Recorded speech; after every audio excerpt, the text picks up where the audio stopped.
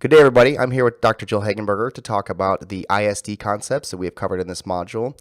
This podcast will consist of 10 questions related to both corporate training and learning and development and the academic ISD models that she has used throughout her career.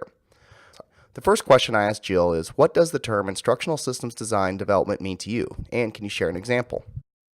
Instructional systems design, or ISD, is a systematic and iterative process that involves analysis, design, development, implementation, and evaluation of instructional and non-instructional interventions. More specifically, instructional design is the intentional manipulation of strategies for the purpose of increasing the probability that learning will occur. An example is Gagne's 9 events of instruction, the process of embedding events in learning materials to activate internal learning processes. To do this effectively requires the instructional designer, or ID, to have knowledge of learning theories and instructional theories. Thank you very much for that, Jill. Next question I wanted to talk about is, you've got an extensive experience in corporate learning development methods and higher education course development. How would you describe similarities in learning concepts between the two, and what about the differences between them as well? I believe corporate learning and development and higher education course development share general overarching similarities, but that there are unique differences. A similarity is the process of working with subject matter experts, or SMEs. Instructional designers, whether in corporate or higher education, need to partner with SMEs to effectively design and develop training materials or academic curriculum. A similarity is the process. The process includes each phase of ADDIE: analysis, design, development, implementation, and evaluation. But the focus within each of the phases needs to be tailored to the situation. For example, in higher education, we develop courses that meet the state's required course learning outcomes. In corporate, the focus begins with front-end analysis, identifying root causes of performance problems and making informed decisions based on data collected from the analysis phase. The informed recommendations may lead to instructional or non-instructional interventions. The significant difference in the corporate world is that IDs need to be not only knowledgeable in developing instruction, but also non-instructional interventions. An ID needs to be versed in performance technology, have a strong understanding of front-end analysis, to understand the nature of performance problems, and to make informed recommendations based on data. Training is not the panacea for all performance problems. In many situations, performance problems are not caused by a lack of knowledge or skills or new processes or equipment, but rather problems that exist within the internal environment, such as systems, structures, strategies, or culture. In today's corporate world, training and development needs to be tied to the company's mission and strategic goals. In corporate, it's about bottom line results. In higher education, it's about student engagement, retention, and success.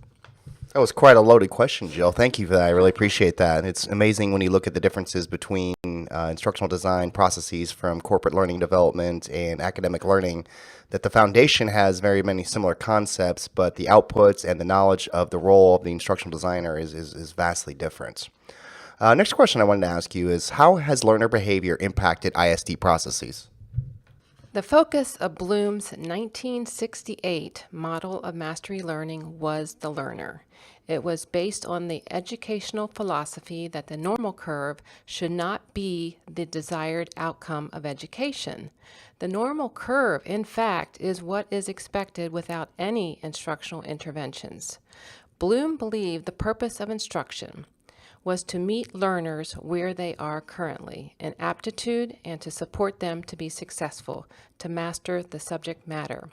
Today, Bloom's model is akin to personalized learning, adaptive learning, universal design for learning, that is, developing learning materials and activities that give all students equal opportunities to be successful.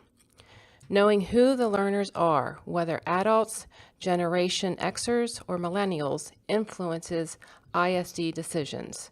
Technology has significantly impacted learner behavior and the ISD process, specifically in the design phase of media selection and delivery strategies like social learning and mobile learning. Given the extent of learner differences, it's critical for IDs to ensure accessibility for all students.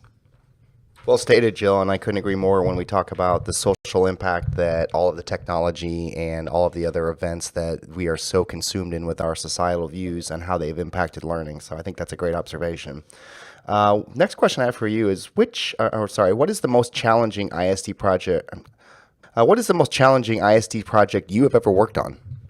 Most challenging was a manufacturing ISD project affecting 800 employees. It was an organization-wide initiative of preparing the internal environment to adopt ISO 9001 quality systems. It was multifaceted, requiring industry knowledge as well as instructional theory, systems theory, change management, and diffusion of innovations.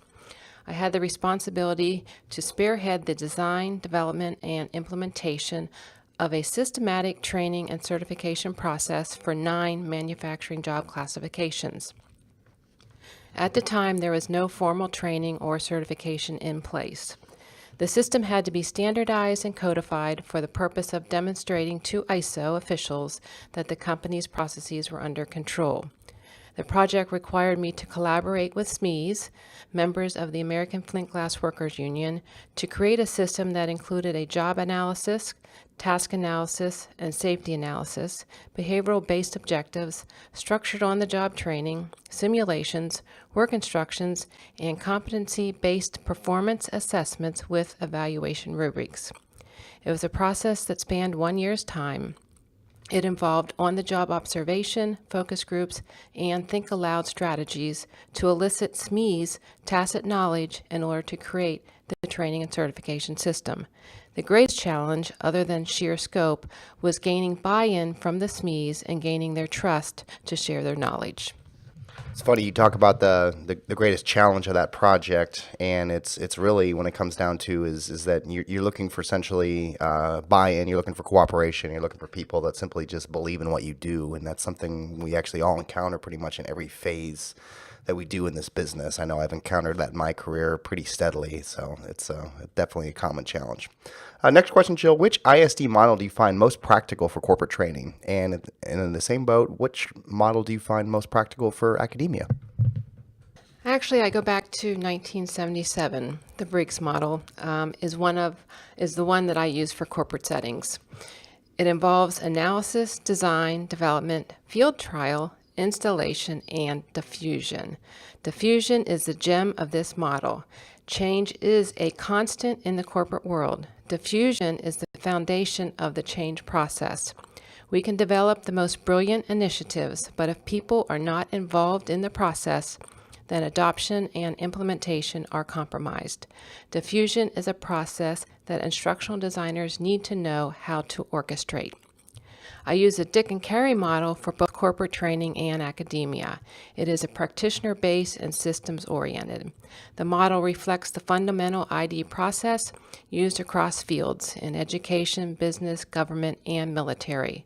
In particular, I like the emphasis of the context analysis, the need to analyze the learning environment and evaluate how closely it approximates the actual performance work environment.